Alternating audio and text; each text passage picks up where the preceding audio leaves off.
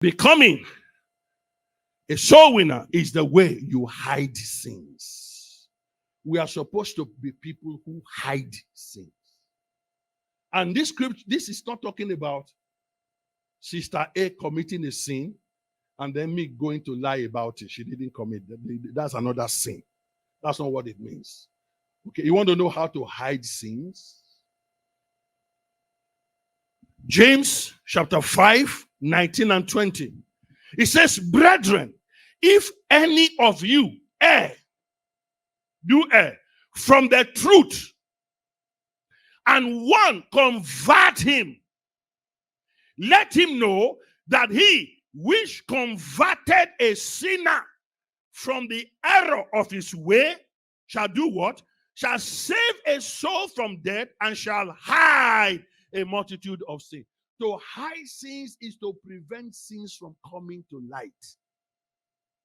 For every person who has a tendency to commit murder, when you get the person saved, you prevent that murder.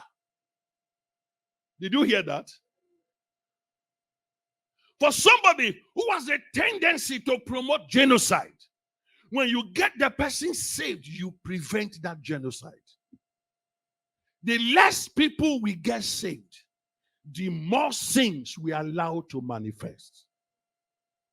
And when those sins begin to manifest, we begin to hate the sinner instead of fighting ourselves because we didn't save the sinner.